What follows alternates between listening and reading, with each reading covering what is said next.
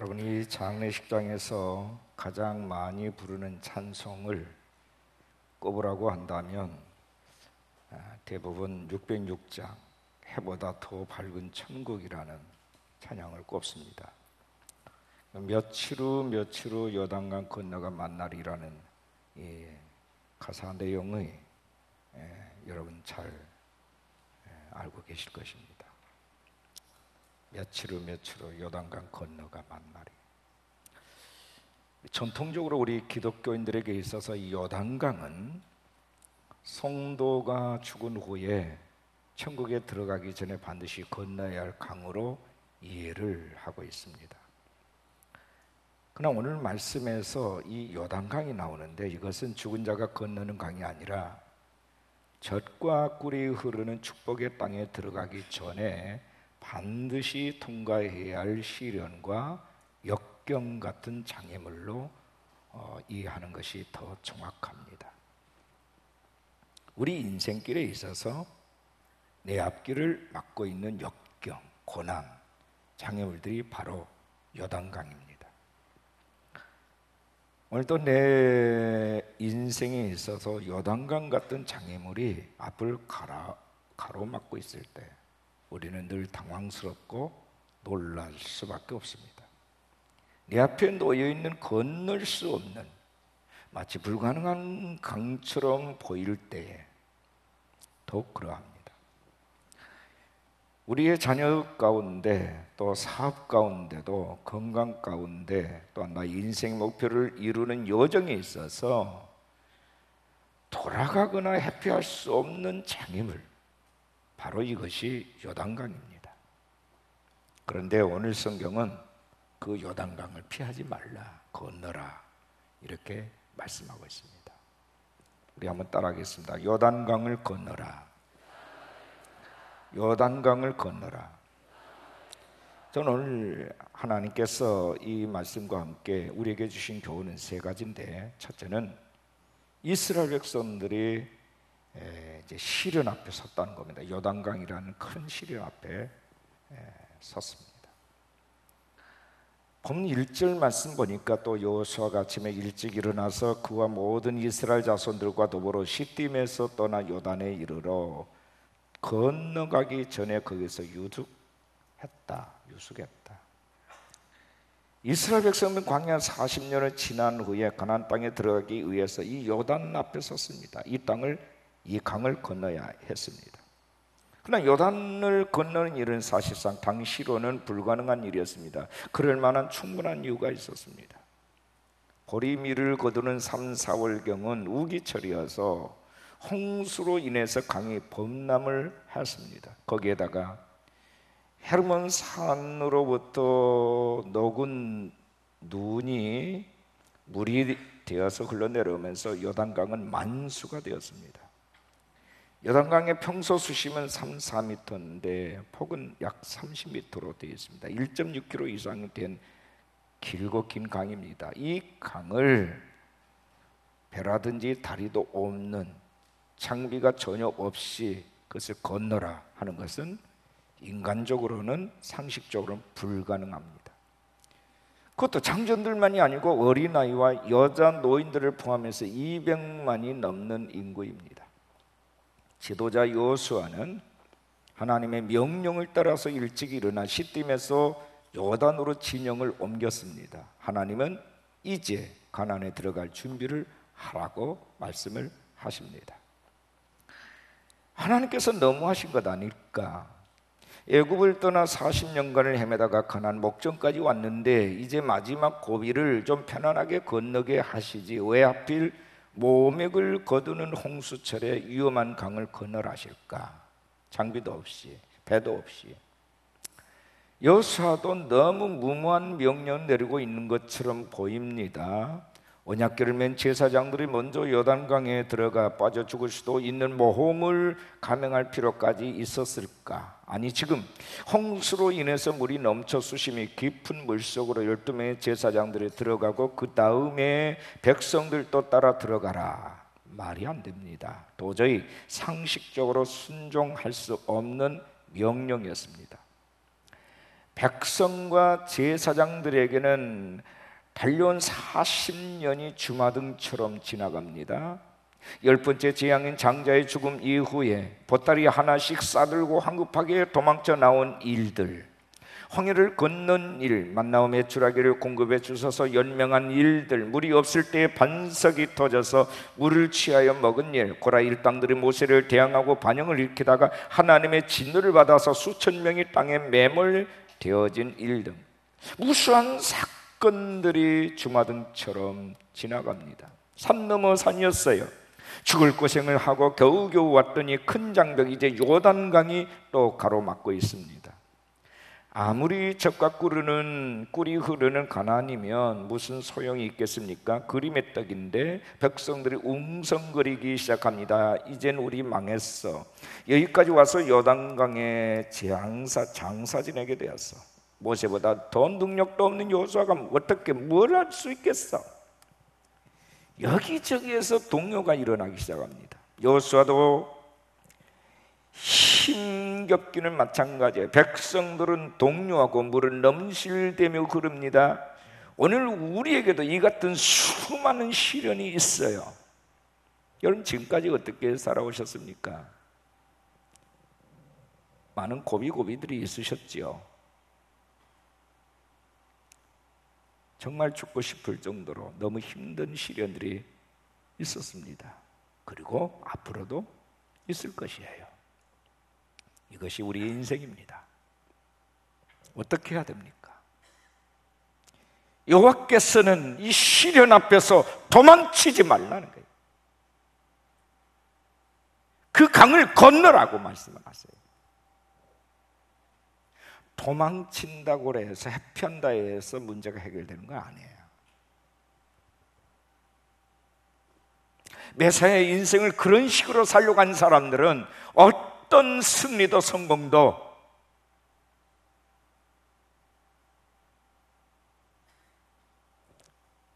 거둬들일 수가 없어요. 그 자격이 없거든요. 근데 하나님께서는 이 요단강을 건너라, 문제거리를 주시면서 문제를 뛰어넘으라고 말씀하세요. 시련과 고난을 주시면서 그것을 뛰어넘으라고 말씀하세요. 이게 하나님이세요. 말도 안 되는 주문을 할 때가 많아요. 왜요? 왜 불가능한 일을 하나님께서는 그렇게 우리에게 도전하라고 명하십니까? 왜요? 그거는요, 하나님 당신의 전능하심을 나타내시기 위해서예요. 사람들의 능력이 아니라 전능하신 하나님을 알리시기 위해서예요. 모든 시련이 그렇습니다. 우리 앞에 있는 많은 시련과 도전해야 될 장애물은 다 똑같아요. 동일한 메시지예요. 너희는 여호와를 알라.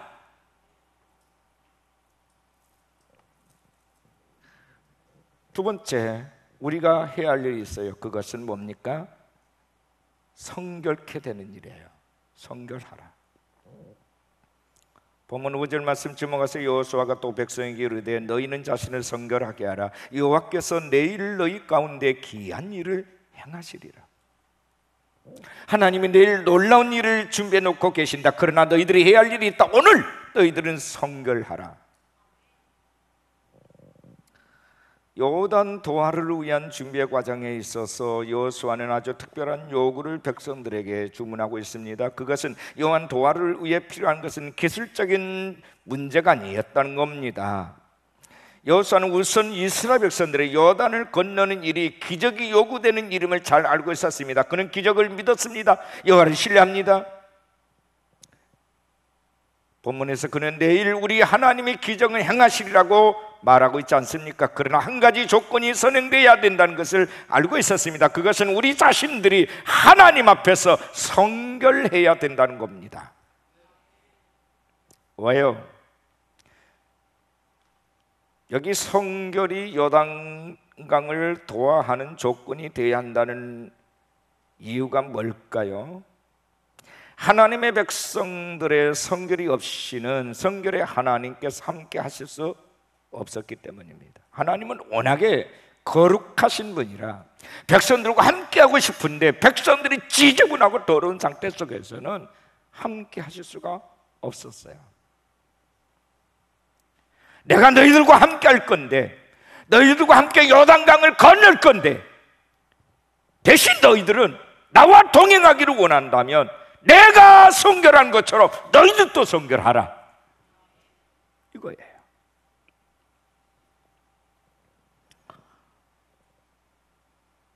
신학적인 표현을 빌려서 설명하면 하나님께 쓰임받는 그릇이 되려면 그 그릇이 깨끗해야 된다는 거예요.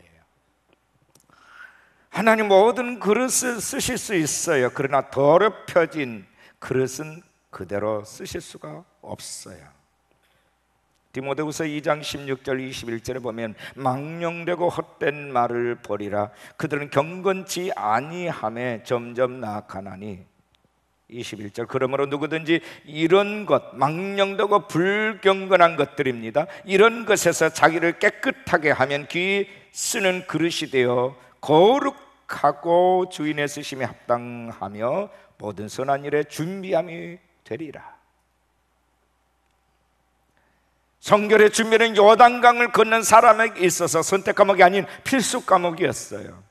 청교도들이 자주 고백한 말이 있어요. 성결은 행복보다 더 좋은 것입니다.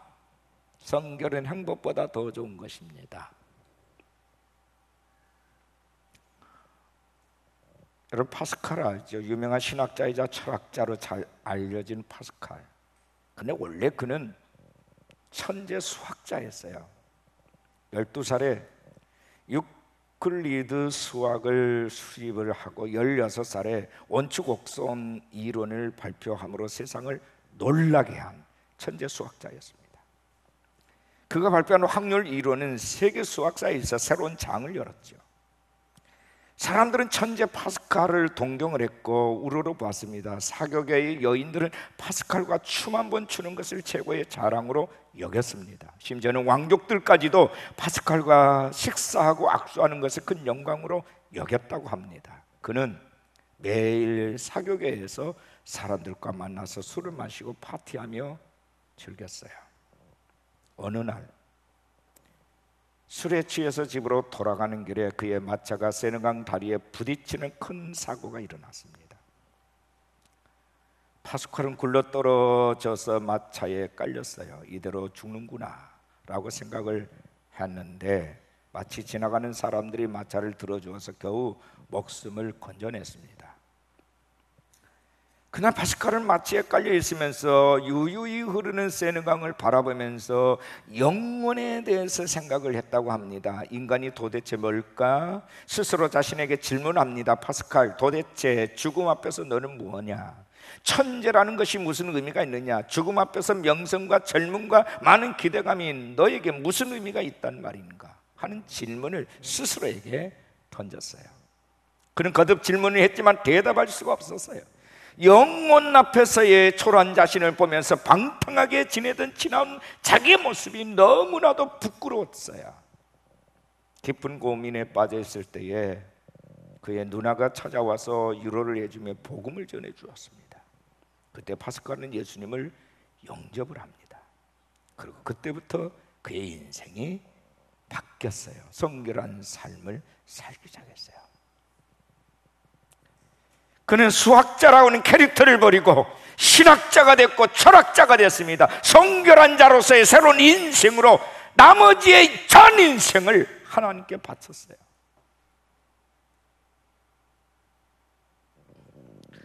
야고보서 4장 8절은 하나님을 가까이 하라. 그리하면 너희를 가까이 하시리라. 죄인들아 손을 깨끗이 하라. 두 마음을 품은 자들아 마음을 성결하게 하라. 마음을 성결하게 하라는 것은 내적인 생각과 동기의 순수성을 유지하라는 얘기지요. 하나님을 섬기는 사람은 동시에 세상을 즐기려는 두 마음을 가져서는 안 된다. 그거를 회개하고 마귀를 대적하고 예수님을 가까이 하는 것, 그것이 거룩이요 성결입니다. 구약의 대제사장들과 제사장들은 성소에나 지성소에 들어가기 전에 먼저 반드시 해야 할 일이 있었습니다. 물두멍에 손을 씻었습니다. 손을 씻는다는 것은 하나님 앞에 깨끗하게 선다는 상징적인 의미가 들어있어요. 나는 하나님 앞에서 지금 떨고 있습니다. 하나님, 내가 거룩하신 성소에 들어가기 전에 나를 먼저 씻어주세요. 이거예요.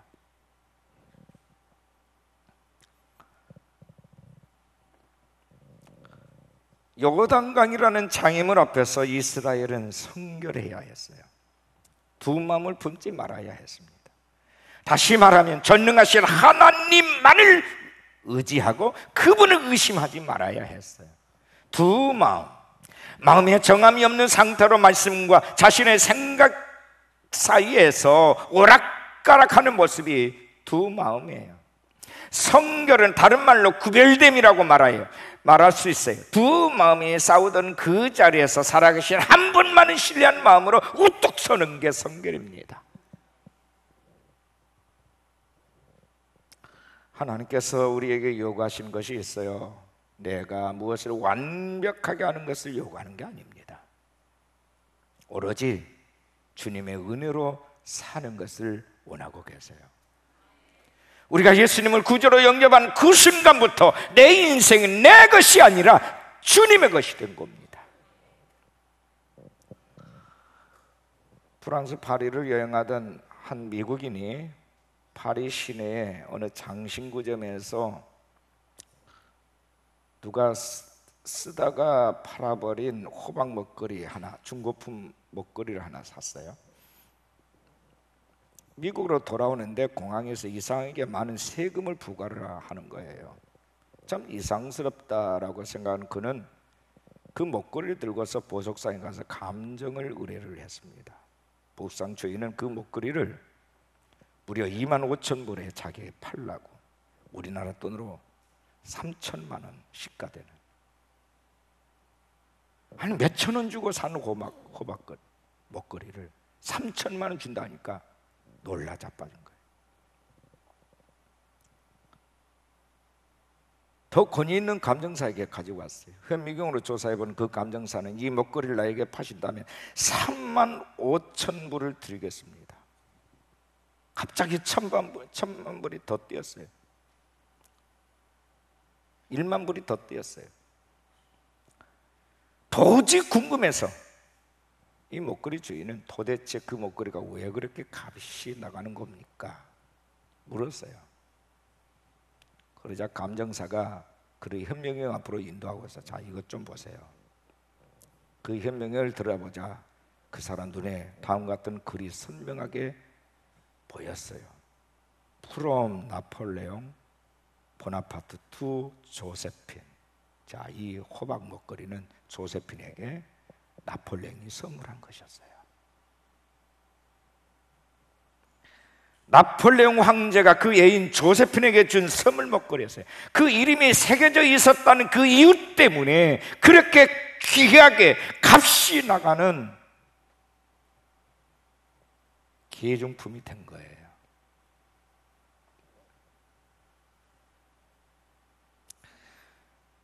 고작의 값어치로 말하자면 몇천 원에서 몇만 원 정도밖에 되지 않았던 것이 수천만 원에 호가하는 이유는 나폴레옹이 그 애인에게 선물했다는 그 글귀 때문에. 모든 그리스도인들에게는 예수 그리스도의 이름으로 도장이 찍혀져 있어요. 그래서 우리가 귀한 겁니다. 예수의 이름이 새겨져 있는 그리스도인이 된 거예요. 그래서 값이 나가고 가치 있는 하늘나라 백성이 된 겁니다. 그 이름이 가치에 걸맞게, 예수 그리스도라고 하는 이름에 걸맞게 살아야 될 줄로 믿습니다. 그게 뭡니까? 내가 막 사는 게 아니에요. 거룩한 거예요. 예수님이 거룩한 것처럼, 성결한 것처럼 내가 거룩하게 사는 것이 가치 있게 사는 거라고요. 돈을 얼마나 벌었느냐, 공부를 얼마나 많이 했느냐, 출세를 얼마나 했느냐, 어느 회사를 가는 연봉이 얼마냐, 이것이 그 사람의 가치를 결정하는 게 아니고 우리 안에 계시는 하나님의 형상이, 나의 주인 되신 예수 그리스도의 그 이름이 나를 가치 있게 만든 겁니다. 성령께서 우리를 그렇게 인을 쳤다고, 너는 그리스도인이라고 인을 쳤다고 그렇게 말씀합니다. 너는 이제 하나님의 자녀요 거룩한 백성이다, 택한 족속이다. 천하를 줘봐라, 내가 너를 바꾸겠냐? 안 바꾼다. 주께서 우리의 값어치를 그렇게 말씀하셨습니다.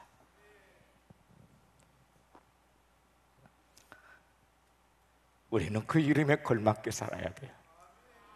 그게 뭡니까? 성결이에요.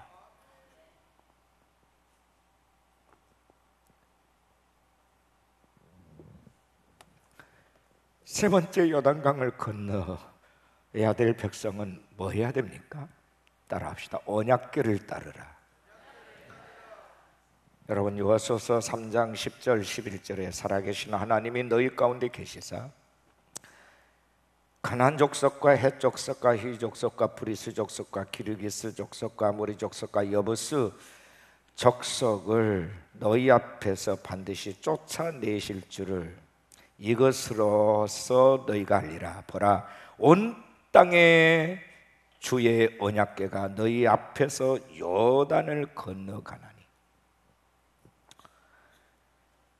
온 땅에 주이신 그분의 언약궤가 너희 앞에서 요단강을 먼저 건널 것이다. 그러면 너희는 그 언약궤를 따르라. 살아계신 하나님이 너희 가운데 계시사, 살아계신 하나님 너희 가운데 계시사, 하나님이 임재를 말한 겁니다. 하나님은 자신을 살아계신 하나님, 온 땅의 주 여호와라고 밝히셨어요. 그분께서 친히 앞서서 이끄실 때 너희가 나를 알게 될 것이다. 요단강이란 장애물이 문제가 아니라 하나님에 대한 믿음이 있느냐 없느냐가 문제라는 거예요.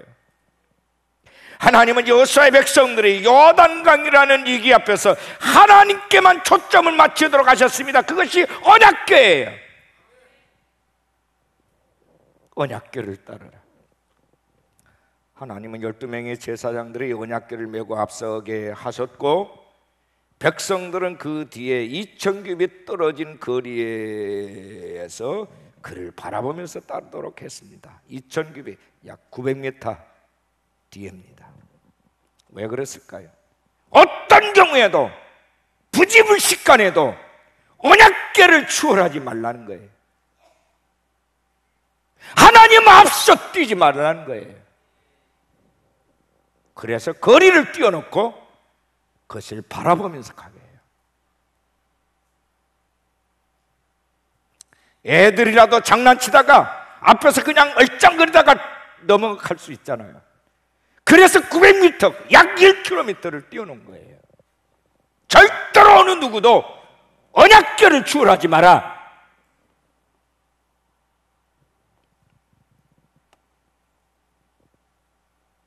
언약궤는 하나님의 임재의 상징입니다. 언약궤 안에는 십계명 두 돌판이 들어있어요. 언약궤를 따른다는 것은 앞장서 가시는 하나님을 따르는 거예요. 이끄시는 하나님, 살아계신 하나님, 온 땅의 주인이세요. 백성들은 강을 건너기 전 성결을 명하셨어요. 3일째 되는 날 제사장들이 언약궤를 메고 요단강을 향해 들어가도록 하셨습니다. 3장 15절 16절을 보시면 궤를 맨 자들이 요단에 이르러 궤를 맨 제사장들의 발이 물가에 잠기자 곧 위에서부터 흘러내리던 물이 그쳐서 사르단까지 가까운 매우 멀리 있는 아담성 변두리에 일어나 한 곳에 쌓이고, 물이 차곡차곡 쌓였다 그 말이에요. 아라바의 바다 여매로 향하여 흘러간 물은 온전히 끊어짐에 백성이 여리고 앞으로 바로 건넜다. 그러니까 상류층에 물이 쌓이고 하루에 물이 내려가면서 길이 열렸다 이게. 그리고 그 사이를 백성들이 건넜어요. 기적입니다. 언약궤를 맨 제사장들, 가장 성결한 자들의 발이 요단강을 딛는 순간 이로부터 흘러내리던 물이 끊어지고 쌓여서 마른 땅처럼 건널 수 있었어요. 하나님께서는 언약궤를 맨 제사장들이 하나님의 말씀을 신뢰하고 담대 요단강에 발을 담그도록 명령하셨습니다. 언약궤를 맨 제사장들이 요단 중앙에 서 있는 동안 흐르던 물이 멈추고 한 곳에 탑처럼 쌓여지는 초자연적인 기적이 일어났어요.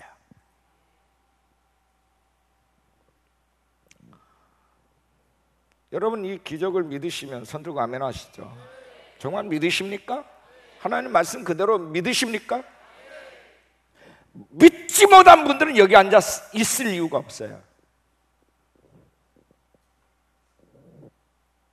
여러분, 불볕대기 때문에 요즘 온 지구촌이 이제 들들 끓고 있잖아요.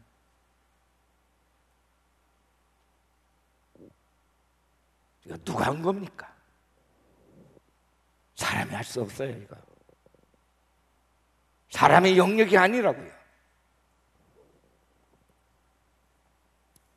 하나님은 물을 흐르게도 하시고 멈추어 쌓게도 하십니다. 온 땅의 주인이시니까, 통치자시고 주권자이시니까. 요단강 같은 인생의 위기 앞에서의 기적은 하나님의 임재 안에 거하는 자만이 경험할 수 있는 특권입니다. 여러분 앞에 놓여진 장애물을 건너기를 원하고 있으십니까? 여러분의 인생을 살아계신 하나님께 초점을 맞추시기 바랍니다. 하나님의 인도하심에 순종하십시오. 말씀을 신뢰하고 전진하는 인생은 살아계신 하나님을 경험합니다. 흐르던 물이 멈추어지고 마른 땅같이 건너므로 하나님의 위대하심이 가나안 땅 주변 족속들에게 전해졌을 때 그들의 마음은 녹아내렸고 여호와의 이름만 들어도 그들은 두려움에 떨게 되었다고 계속해서 성경이 말씀을 하고 있습니다. 하나님께서 여호수아를 크게 하심으로 요단강 도하 후에 백성들은 여호수아를 모세와 같은 위대한 지도자로 존경하고 따르게 됐습니다. 이스라엘 백성은 그 놀라운 기적의 현장을 건너면서 살아계신 하나님을 제일 발견했습니다. 10절에 이것으로서 너희가 나를 알리라. 이것으로 너희가 나 여호와를 알게 되리라. 하나님을 경험한 사람은 경험한 만큼 하나님을 더 믿게 되고 더 신뢰하게 돼요. 왜 다른 사람들은 불가능한 상황 가운데서도 전능하신 하나님의 가능성을 신뢰하고 믿는데 왜 나는 안 될까? 여러분의 이성이 가로막고 있기 때문에. 그러나 우리가 하나님을 체험한 모든 경험은 모든 이성과 모든 과학을 뛰어넘습니다. 내 모든 상식을 파괴시켜요. 이것이 하나님 만난 자만이 누리는 특권이에요. 하나님을 이해하지 마십시오. 경험하시기 바랍니다. 성령 안에서 그렇게 기도하십시오. 아버지, 날 그동안 하나님을 이해하려고 했습니다. 그러나 하나님 나를 이제 만나 주십시오. 나도 경험하고 싶습니다. 그래서 남들이 정말 믿고 있는 그 하나님을 나도 좀 제대로 좀 믿을 수 있도록 나를 좀 경험케 하십시오. 겸손하게 그 기도를 하십시오. 그리고 아버지가 말씀하시면 뛰어들어가세요. 그냥 멈칫거리지 말라고요.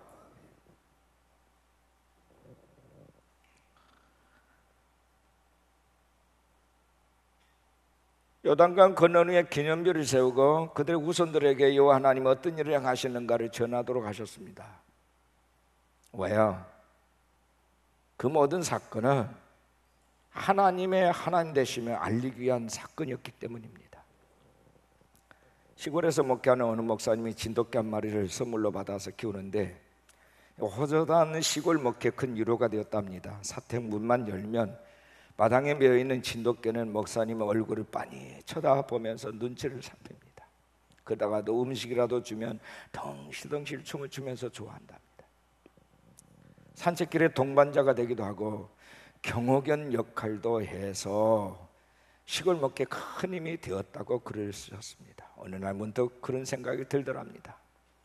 진돗개가 자신을 바라보는 것을 보면서 나는 정말 매 순간 우리 주님을 얼마나 열심히 바라보고 있는가 회개가 되더래요. 진돗개는 주인의 모든 행동을 주시하다가 주인의 조금만 손짓에도 좋아서 펄쩍펄쩍 뛰면서 반응을 보이는데 나는 주님의 세미한 음성과 손짓에 얼마나 무디게 반응하고 마치 소가 닭 쳐다보듯이 한 것이 한두 번이 아니었다 하는 반성의 글을 써놓더라고요. 또 목사님은 산책길에 먹을 것이 없고 친구가 없어도 주인과 같이 동행하는 것만으로 기뻐하는 진돗개를 보면서 자신과 주님과의 관계를 생각하게 되었답니다. 나는 주님과 그저 함께 있는 것만으로 기뻐할 수 있을까? 그렇게 기뻐하고 있는가?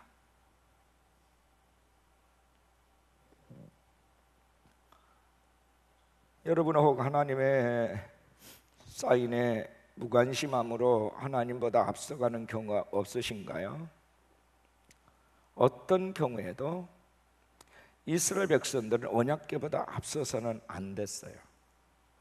그래서 900m 뒤에서 바라보며 따라갔습니다.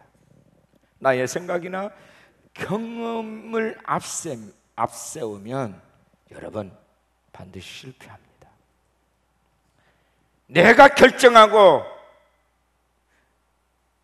시행한 후에 하나님께서 나를 돕지 않는다고 원망하는 인생이 있다면 그 사람 어리석은 인생이에요.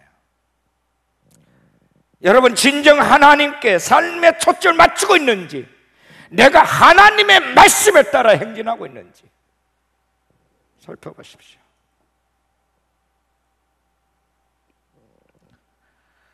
수포 옥수수 개발자로 유명한 김순곤 박사가 있어요. 아프리카에서 사역을 하셨고 북한에서 선교 사역을 한 김순곤 장로, 그분의 간증이에요. 2001년 19차 방북 때 북한은 아주 가뭄이 극심했답니다. 북한 농업과학원 옥수수 연구원들이 어느 날 김 박사에게 이렇게 말합니다. 김 박사님, 제발 하나님께 기도해서 더도 말고 30mm의 비만 오게 해달라고 기도해 주세요. 옥수수 농사를 다 망치게 생겼습니다 하고 예언을 하더랍니다. 이분이 크리스찬인 줄 알고. 김 박사는 그러면 나만 기도하는 것보다 우리 다 함께 힘을 앞에서 기도해야 하나님이 더 잘 들어주시지 않겠습니까? 하고서 밭에서 무릎을 꿇고 눈물을 흘리며 오랫동안 그들 손잡고 기도를 했다고 합니다. 그런데 그날 밤 기적적으로 12mm의 비가 왔고 다음날 아침에 18mm의 비가 내렸어요. 절도 놀라고 하나님께 감사를 했다고 합니다. 김순곤 장로님은 이렇게 늘 하나님 의지하였고 하나님 말씀에 신뢰했기에 하나님께서는 늘 그에게 매번 기적 같은 일을 베풀어 주셨답니다. 이런 일이 있어요. 어느 교회에서 윷놀이판이 벌어졌습니다. 두 팀을 나누어서 노는데 한 팀이 거의 완승으로 이제 끝날 그 순간까지 왔어요. 이제 상대방이 던지고 나면 그 다음에 무엇을 던져도 승리를 할 판입니다. 말이 4개째 났고 상대방은 아직 말이 3개도 달지 못했으니 일방적인 게임이 되고 만 거예요. 다 길어졌습니다. 한 사람이 이제 졌어 하고서 그 자리를 떠버렸습니다. 할 수 없어서 그 옆에 앉아있는 한 아이에게 어른들이 말합니다. 야, 네가 마지막으로 대신 던져라. 야, 자포자기한 거예요. 이제 마지막에 이제 네가 한번 해라. 그 아이는 잠깐만요 하고서 옆방으로 갑니다. 이 아이를 기다려도 오지 않더랍니다. 한 사람이 궁금해서 가봤더니 이 아이가 무릎을 꿇고 이렇게 기도하는 것이었어요. 예수님, 나보고 던지래요. 예수님이 함께 하시면 무엇이나 가능하다고 그러셨잖아요. 이기게 해주세요. 이기고 싶어요. 이 아이가 그렇게 간절히 기도를 하더랍니다. 어른들이 하도 기특해서 그 아이가 기도하고 돌아올 때까지 기다리기로 했습니다. 아이가 돌아와서 윷을 던졌습니다. 한꺼번에 연거푸 뭐가 6번 나오고 윷이 나와서 상대방을 던져보지도 못하고 윷판이 끝나버리고 말았습니다.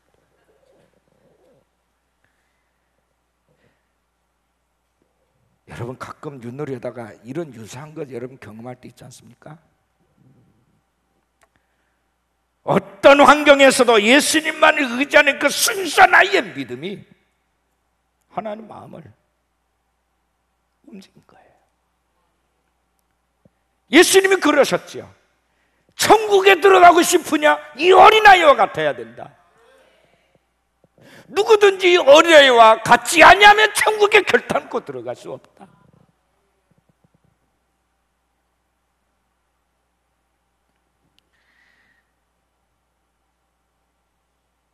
정말 현대에도 기적이 있습니까?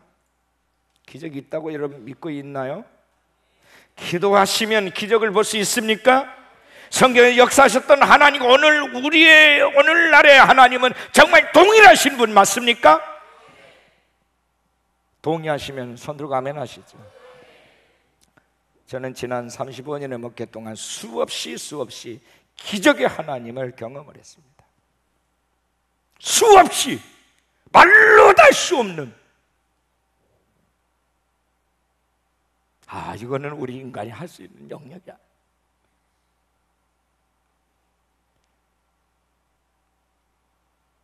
병원에서 사형 선고 받은 사람들이 살아난 것을 수없이 받고,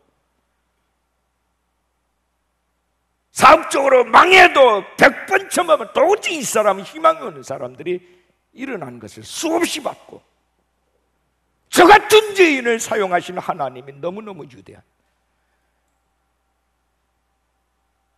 제가 생존한 것 이 자체가 기적이에요, 사실은. 그런데 하나님께서 쓸모없는 이 종을 주님의 복음을 위해서 섬길 수 있는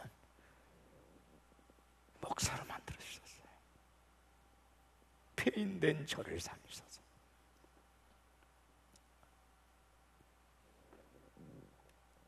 여러분은 어떠세요?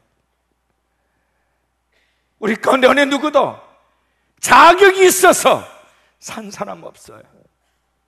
그가 아무리 의롭다 한들 그의 의로 하나님을 대신할 수 있는 사람도 없다고요. 그런데 끊임없이 사람들이 교만을, 하나님 앞에 호기를 부려요.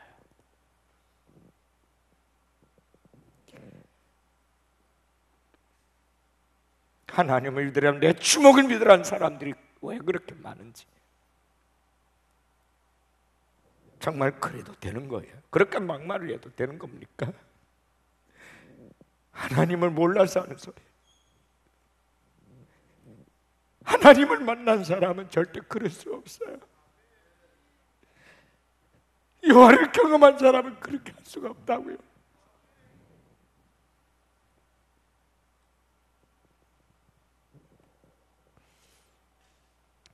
여호와 하나님은 온 땅의 주인이세요. 그리고 지금도 살아계십니다. 하나님께 여러분의 인생에 초점을 맞추세요. 그분의 말씀대로, 그분의 통치 원리대로 가십시오. 그러면 요단강 아니나 무엇이라도 다 뛰어넘을 수 있어요. 건널 수 있습니다. 요단 같은 장애물을 왜 하나님은 허락하십니까? 하나님 당신의 위대함을 알리시기 위해서요. 내가 네 인생의 주인이다. 내가 너와 함께 하고 싶다. 내가 너와 함께 하면 이 가진 건 문제가 아니다. 그걸 알리고 싶으신 거예요. 그리고 끝까지 우리 아버지가 되고 우리의 보호자가 되고 싶으신 거예요. 여호와를 신뢰하시기를 축원합니다. 언약궤를 바라보셔야 돼. 우리의 시선에서 언약궤가 멀어지는 순간 그 사람은 아무것도 할 수 없어요. 내 앞서서 행하시는 여호와를 항상 바라보시고 그분을 높이시고 그분을 찬양하시기를 주의 이름으로 축원합니다.